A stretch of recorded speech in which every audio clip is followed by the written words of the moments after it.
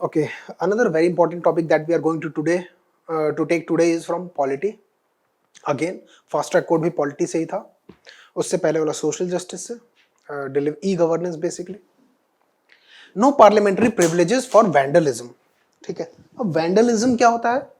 Vandalism मतलब basically destruction of public property.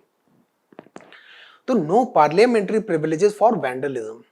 तो यहाँ पे दो इंपॉर्टेंट चीजें हमें समझने की जरूरत है. What are parliamentary privileges and when are they not available to the people who are entitled to such privileges. Okay, why news? First of all, the Supreme Court has rejected the Kerala government's plea regarding the withdrawal of the criminal cases against its MLAs who are charged in the assembly. Basically हुआ ये कि UDF की government थी, United democratic front. उस वक्त जो अभी ruling MLAs हैं, ये लोग क्या थे? ऑपोजिशन में बैठते थे. और अभी जो ऑपोजिशन में बेसिकली वो लोग ट्रेजरी बेंचेस पे बैठते थे. दो गवर्नमेंट्स, बेसिक दो पार्टीज हैं, पार्टीज नहीं, कोalition कह लीजिए आप, LDF and UDF. LDF is left democratic front, जिसको अभी लीड कर रहे हैं पिनराई विजयन, केरला के चीफ मिनिस्टर. तो अब जो एलडीएफ के मेंबर्स थे 2015 में, व्हाट हैपेंड इन 2015 वाज, 2015 में यूडीएफ की गवर्नमेंट थी. जैसे ही एक बजट पेश हो रहा था, बजट जैसे ही पेश होना स्टार्ट हुआ, बजट प्रेजेंट होना जैसे स्टार्ट हुआ, तो यूडीएफ के मेंबर्स, एलडीएफ के मेंबर्स जो कि अभी गवर्नमेंट में है, they started vandalism in the assembly. Vandalism मतलब पेपर फाड़ने लगे और चेयर्स तोड़ने लगे, है ना, पब्लिक प्रॉपर्टी डिस्ट्रॉय करने लगे असेंबली के अंदर ही.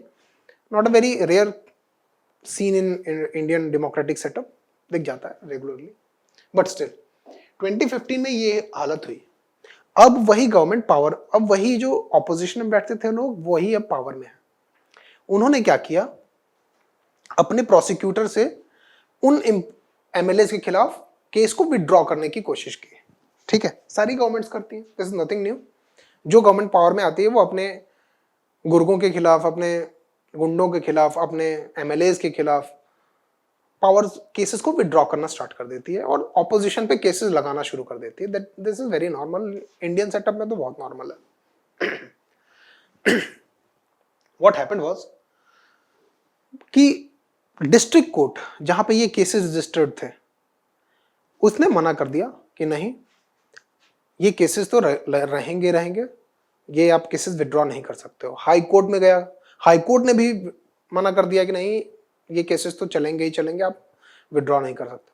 फिर हाई कोर्ट से सुप्रीम कोर्ट में गया, सुप्रीम कोर्ट ने भी अब ये कह दिया है कि नहीं, ये केसेस तो चलेंगे ही चलेंगे, ये आप विड्रॉ नहीं कर सकते हो.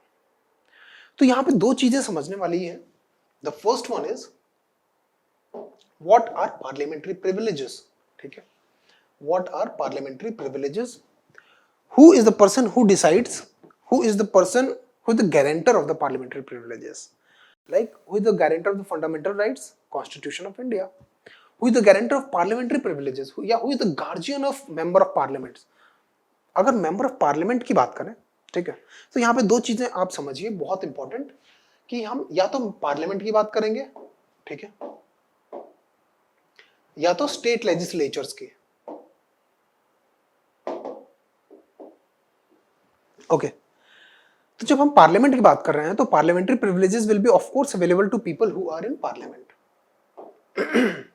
Okay, now very important thing to observe here is कि whenever we talk about parliament, we say that parliament is composed of three basic entities. The first one is Lok Sabha, the second one is Rajya Sabha, and the third one is president. The first one is Lok Sabha, the second one is Rajya Sabha, and the third one is President. Parliament is composed of three things. अगर इसके अलावा आपने कुछ पढ़ा है तो उसको delete कर दीजिए अपने दिमाग से. Parliament is composed of three things: लोक Sabha, Rajya Sabha and president. Now अगर president is a part of parliament, तो is he having the parliamentary privileges और नॉट? उसका आंसर है no. President is not having parliamentary privileges. ये आप याद कर लीजिए, ठीक है. अब प्रेसिडेंट के पास अगर पार्लियामेंट्री प्रिविलेजेस नहीं है तो पार्लियामेंट्री प्रिविलेजेस किसको अवेलेबल है?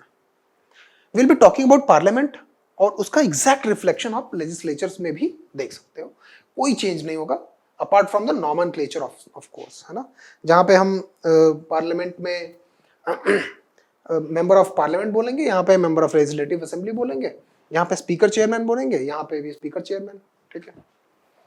तो अगर हम पार्लियामेंट्री प्रिविलेजेस को समझने की कोशिश करें तो parliamentary privileges are those privileges, ठीक है, which are available to the member of parliaments and any other member, any other person who is having the right to audience in the parliament.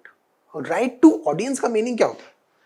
right to audience का meaning होता है कि he can speak in parliament, he has right of audience. audience का मतलब सुनना, मतलब उसके पास ये अधिकार है कि उसको सुना जाए, मतलब उसके पास बोलने का अधिकार है पार्लियामेंट में। तो अगर ऐसा कोई भी बंदा है, for example attorney general is having the right of audience in the parliament, both houses, okay. तो मेंबर ऑफ पार्लियामेंट्स के पास है plus attorney general, both of these are having the parliamentary privileges. अब पार्लियामेंट्री प्रिविलेजेस एक्सटेंड ही क्यों किए गए? Parliamentary privileges are basically some special rights. अगर हम if we talk about like constitutional scheme, ठीक है, तो लेजिस्लेचर में आप समझ लीजिएगा कि जो भी हम पार्लियामेंट्री प्रिविलेजेस की बात कर रहे हैं वो स्टेट लेजिस्लेचर में एज इट इज अवेलेबल है। तो अगर ये पार्लियामेंट है, सॉरी, ठीक है, अगर ये पार्लियामेंट है, ये Rajya Sabha, Lok Sabha is the lower house, Rajya Sabha is the upper house, house of elders and House of Commons या लोकसभा आप जो भी कह लो, लोअर हाउस, है ना, जो पीपल डायरेक्टली इलेक्टेड होकर आते हैं वो लोअर हाउस में रहते हैं, जो कि इनडायरेक्टली इलेक्टेड होकर आते हैं वो राज्यसभा में रहते हैं। अगर हम पार्लियामेंट्री प्रिविलेजेस की बात करें तो सबसे इंपॉर्टेंट चीज जो है वो है right to freedom of speech, right to freedom of speech, ठीक है। अब पार्लियामेंट में होता क्या है? पार्लियामेंट में डिस्कशंस होते हैं, डेलिबरेशंस होती हैं, people talk about policies, people talk about everything, है ना। तो अगर वहां पे बात करने की जगह है और बात करने की ही पूरी आजादी नहीं रहेगी तो लोकसभा या राज्यसभा या पार्लियामेंट का जो मेन एम है that will not be fulfilled. इसलिए right to freedom of speech बाहर हमें भी अवेलेबल है, right to freedom of speech उनको भी अवेलेबल है, मेंबर ऑफ पार्लियामेंट्स को भी, but there is a distinction कि जो रिस्ट्रिक्शंस है हमारे right to freedom of speech पे हमारे outside the presidents of parliament, वो पार्लियामेंट के अंदर अप्लीकेबल नहीं है। जो 19(2) के अंदर में जो रिस्ट्रिक्शंस हैं वो अप्लीकेबल नहीं है पार्लियामेंट के अंदर। मतलब a person can not be sued for anything that he might say with in the house, ठीक है। तो क्या ये एब्सोल्यूट है? No, it is not absolute, okay. अगर आप गाली दे दोगे किसी को तो that speech will not be protected under the parliamentary convention या under the parliamentary law, okay. आप गाली नहीं दे सकते हो किसी को, डिफेम नहीं कर सकते हो किसी को। हाँ, आप पॉलिसी पे कुछ भी बोल सकते हो, आप बहुत सारी चीजें बोल सकते हो जो बाहर नहीं बोल सकते, उसके लिए आपको बाहर कोर्ट में सू नहीं किया जा सकता है। अब यहाँ पे कोर्ट में सू ना कर जाने की पावर जो है वो एक दूसरी पावर भी है, किस चीज की, कि पार्लियामेंट और कोर्ट्स आपस में इंडिपेंडेंट एंटिटीज है। अ very important part of parliamentary sovereignty, although parliament is not very sovereign in India, है ना, but a very important part of separation of powers and parliamentary sovereignty is कि courts cannot look into the matter of procedural irregularities within the parliament. When I say procedural irregularities, है ना, it is very important to understand every term. As I said already, कि whenever we are dealing with subjects of polity, it is very important that we go through the terms. Terms are important. अगर मैं ये कह रहा हूं कि for the sake of separation of powers, separation of power मतलब court, legislature और executive के बीच पावर सेपरेटेड है, they can not encroach into one others domain. Although in India separation of power is not very strong, but separation of power forms a very important part of governance of India, ठीक है। Now we will understand what I am trying to say. कि courts cantt look into, ठीक है, the procedural irregularities, ठीक है, procedural, okay, ये important है, irregularities.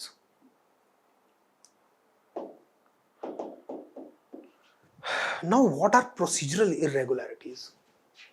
For example किसी वोटिंग में कोई कोरम प्रोवाइडेड है, एक बहुत हाइपोथेटिकल सिचुएशन बता रहा हूं कि एक स्पेशल टाइप ऑफ वोटिंग में एक स्पेशल टाइप कोरम प्रोवाइडेड है, एक एग्जांपल के तौर पे कि अगर एक स्पेशल मेजॉरिटी चाहिए और 250 वोट चाहिए हमें, और स्पीकर ने डिसाइड कर दिया कि मतलब अगर फॉर एग्जांपल प्रोसीजरल इरेगुलरिटीज का मतलब हुआ कि वो इरेगुलरिटीज जो कि प्रोसीजर से रिलेटेड है।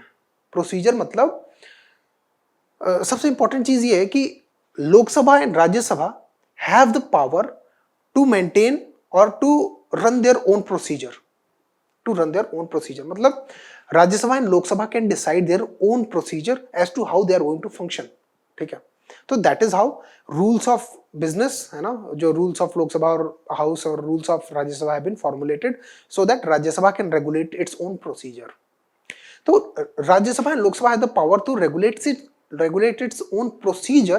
That means the courts cannot look into the procedural irregularity. That is what I'm trying to say. Procedural मतलब अगर लोकसभा ने ये डिसाइड कर लिया है कि 250 मेंबर्स अगर वोट कर देंगे तो कोई बिल पास हो जाएगा, है ना, तो अब सुप्रीम कोर्ट नहीं कह सकता है कि 250 का जो डिसीजन है वो गलत है। Supreme court has no power to decide the procedural irregularities with in the presidents of the house. मतलब सुप्रीम या कोर्ट्स जो हैं वो लोकसभा और राज्यसभा की सॉवरेनिटी को चैलेंज नहीं कर सकती ऑन प्रोसीजरल ग्राउंड्स। तो क्या दूसरे ग्राउंड्स पे चैलेंज कर सकते हैं? Of course, constitutional grounds like decision of a speaker, है ना। अब यहां पे दूसरी इंपॉर्टेंट बहुत चीज है कि लोकसभा में स्पीकर और राज्यसभा में chairman is the final interpreter of the constitution, और पार्लियामेंट के बाहर कौन है final interpreter of the constitution? Courts. अगर एक लॉ बन गया है, एक लॉ बन चुका है, तो उस लॉ की वैलिडिटी कौन चेक करेगा? कोर्ट्स चेक करेंगे, ओके। लेकिन कॉन्स्टिट्यूशन के किसी प्रोविजन का interpretation with in the house कौन चेक करेगा? कोर्ट्स नहीं, स्पीकर या chairman. This is a concept of parliamentary sovereignty as well as separation of powers. Understood? तो हमने ये देखा कि जो Lok Sabha with in the house constitution का फाइनल इंटरप्रेटर स्पीकर है या चेयरमैन है, ओके। स्पीकर लोकसभा में, चेयरमैन राज्यसभा में। That means, that is a very important thing, that means कि जो स्पीकर है ना, और जो चेयरमैन है, they act as guardians, act as guardian of what? MPs. Okay, they act as guardians of MPs. They are the person who are going to protect the privileges and the rights of member of parliament. Okay, parliament is a delegating body. Parliament is a very independent body. आप उसमें जाके कुछ नहीं कर सकते हो, उसके procedures parliament खुद रेगुलेट करती है। Parliament will regulate its own procedure. अब इस लॉ के अंडर में पार्लियामेंट ने अपने rules of business of the house बनाए हैं, बोथ लोकसभा एंड राज्यसभा। यही पूरा प्रोसीजर एप्लीकेबल है स्टेट लेजिस्लेचर्स में भी। Now I hope you understood अभी तक पूरा। Parliamentary privileges are very important, very very important for prelims, ठीक है। तो एक बेसिक क्वेश्चन तो ये हो जाता है कि if president is a member of parliament, member of parliament is not the sense कि वहां बैठता है। If president is a part of parliament, is he entitled to parliamentary privileges? The answer is no. Okay. Is attorney general a part of parliament? No. But is he still entitled? Yes, because he has the right of audience. This is the way you have to prepare your polity. ठीक है। Now we are going to deal with what are the constitutional and legal provisions. Article 105 and Article 194 Article 105 with respect to Parliament, Article 194 with respect to state legislatures. These are the two articles provided in the Constitution of India that decide the parliamentary privileges. But these are not the limiting articles. These are only two enabling articles which decide the what parliamentary privileges. Actually, parliamentary privileges are either defined under these constitutional laws और the convention and statutes. अब statutes कौन कौन से हैं? Statutes मतलब laws. Laws वो वाले laws जो कि पार्लियामेंट ने अपने प्रोसीजर को रेगुलेट करने के लिए बनाए हैं. ठीक है. Rules of the business, rules of the house of the business of the house. ठीक है. लाइक लोकसभा के अपने रूल्स हैं, राज्यसभा के अपने रूल्स हैं. उन रूल्स के भी थ्रू पार्लियामेंट्री प्रिविलेजेस कन्फर किए गए हैं और कॉन्स्टिट्यूशन में तो किया ही है. लेकिन कॉन्स्टिट्यूशन में भी जो इंपॉर्टेंट चीज है वो ये है कि बहुत बेसिक लॉ है, वो है regarding the freedom of speech. ठीक है. Freedom of speech has been guaranteed as a privilege, a parliamentary privilege to parliamentarians. And Article 105 and Article 194 also talk about the parliamentary privileges that were available before 1978, 44th Amendment 1978. अब 44th Amendment 1978 की बात क्यों कर रहे हैं? क्योंकि 44th Amendment 1978 से पहले इन दोनों आर्टिकल में प्रोविजन था कि जो parliamentary privileges House of Commons में अवेलेबल हैं वही और House of Commons and House of Lords में, ब्रिटेन की पार्लियामेंट में जो अवेलेबल है, वही प्रिविलेजेस कंटिन्यू रहेंगे इंडियन पार्लियामेंट में भी. बट 44th अमेंडमेंट 1978 में एक ब्रिटिश रेफरेंस को रिमूव करने के लिए क्या किया गया कि 1978 से पहले जो प्रिविलेजेस अवेलेबल थे, मींस ऑफ कोर्स जो कि pre independence time privileges available थे या हाउस ऑफ कॉमन्स को जो प्रिविलेजेस अवेलेबल हैं वही वाले प्रिविलेजेस कंटिन्यू होंगे 1978 के बाद भी. बट इसका बेनिफिट यह हुआ कि अब हमने जो ब्रिटिश रेफरेंस था हाउस ऑफ लॉर्ड्स और हाउस ऑफ कॉमन्स वाला वो एलिमिनेट करके 1978 को एक टाइमलाइन सेट कर लिया और इसके पहले वाले जो प्रिविलेजेस थे वो कंटिन्यू रहेंगे. उसके बाद हमने ये ब्रिटिश रेफरेंस को खत्म किया. अंडरस्टूड? तो आर्टिकल 105 एंड 194 से that freedom of speech. Second is indemnity from any liability from speaking anything in the house of parliament. Indemnity मतलब they are not liable to be sued. ठीक है. They cannot be sued in the court for saying anything in the parliament. Of course, the speech is protected to an extent. Okay. Now, parliament by law can define privileges and immunities. Article 105 states that parliament can itself define what are its privileges and immunities. Okay. Available to any person who has the right of audience, like Attorney General. We have already talked about that. Now, what are the conventions? Conventions का मतलब है जो कि ना statutory है, ना constitutional है, but they have been, वो चले आ रही हैं चीजें और कन्वेंशन के तौर पे वो पार्लियामेंट में चल रही हैं. ठीक है. तो फ्रीडम फ्रॉम अरेस्ट, ये एक लॉ है, फ्रीडम फ्रॉम अरेस्ट. तो अब अरेस्ट में जो फ्रीडम फ्रॉम अरेस्ट है that is available only in civil cases and not in criminal cases. ठीक है. तो parliamentary privileges do not interfere with the administration of criminal justice. They only actually parliamentary privileges provide ही इसलिए किए गए हैं क्योंकि जो पहला क्लेम है मेंबर ऑफ पार्लियामेंट के ऊपर वो पार्लियामेंट का है. ठीक है. तो लेकिन क्रिमिनल प्रोसीजर के साथ किसी प्रकार का इंटरफेरेंस ना हो इसलिए freedom from arrest has been provided only under civil cases. That means if a person is charged under a criminal case तो he will not be provided with immunity. But if a person has been charged in civil case तो he cannot be arrested only because of the fact that he is a member of parliament. Power to punish for its contempt. Okay. Now यहाँ पे quasi judicial body की तरह behave करने लगेगा supreme court. quasi judicial मतलब it has also power to, judiciary के पास power है किसी law के violation में को punish करने के लिए usually. But parliament is also having power to punish for its own contempt. अगर parliament का contempt कोई करेगा है ना तो parliament के पास power है कि वो अपने कंटेम्प्ट के लिए किसी को पनिश कर सकती है. तो parliament also behaves as a quasi judiciary body. Quasi judiciary. अब क्वाजी का मतलब क्या होता है? क्वाजी मतलब नॉट कंप्लीटली, पार्शियली. ठीक है. Immunity from any court proceedings और एनीथिंग सेड और done in the house as we already saw. Courts are barred, okay, anything said or done in the house. But this privilege is not absolute. You cannot go on destroying all the chairs in the house and claim a parliamentary privilege. Okay. Courts are barred from, अब यहां पे अगर हम देखें anything done or said in the house का मतलब है anything that has been done or said in the house in the pursuance of the duty of a member of parliament. What is the duty of a member of parliament? अगर उस duty के परस्युएंस में अगर आप कुछ कर रहे हो तो that will not be considered, that will be protected by the immunity or privilege.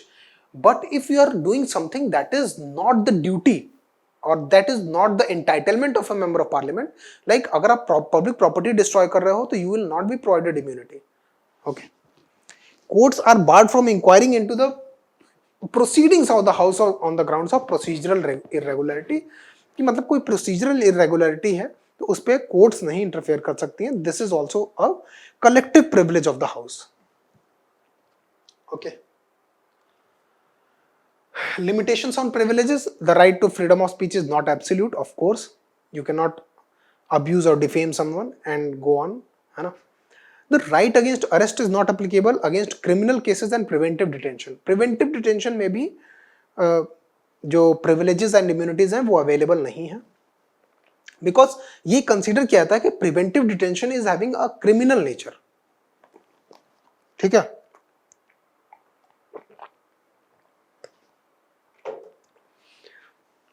True reporting of the proceeding. Okay, the parliament is also having the power of restricting the publication of the proceedings of the house. If the speaker wants, he can decide not to publish any proceedings of the house of the parliament. Okay, but true reporting of the proceedings of the house will not amount to the breach of privilege. अगर कोई factual reporting जो parliament के house के अंदर हुई है उसको report कर रहा है which is true, तो वहां पे breach of privilege नहीं होगा. Privileges are available only for the conduct of a parliamentary duty, as I told कि parliamentary duty में आप जो काम कर रहे हो उसके लिए parliamentary privilege available है. But if you are going on destructing the public property within the house, तो that is even outside the house, तो आपको privileges available नहीं होंगे. Throwing leaflet destruction of property can be treated as breach of privilege, that we all know. Now, what is the judgment? ये judgment, the judgment we are talking about is given by the Supreme Court on the Kerala MLA cases. ठीक है. इसमें यह है कि parliamentary privileges, Justice Chandrachud was on the bench and he said that parliamentary privileges are not gateways of immunity. Parliamentary privileges are not blanket of immunity. ठीक है. Legislator cannot indulge in the vandalism, है ना, and then claim a parliamentary privilege. Of course, why? Because breaking the chairs or destruction of property is not an essential legislative or essential act or duty of a member of parliament. ठीक है. Like vandalism is not an essential legislative action. Essential legislative action means कि vandalism अगर ना करते, है ना, तो law नहीं बना सकते थे. ऐसा तो है नहीं. तो मतलब vandalism was not the necessary precondition of being a legislator. Okay, so you cannot claim the immunity under that. Vandalism and destruction inside the house are not. उसके बाद ये important है, damage to public property act 1984. ठीक है. One cannot claim if a person is damaging any public property, whether he is a member of parliament or a general person, he will be having the same kind of immunities and responsibilities. The member of parliaments are no special people under this act. Okay.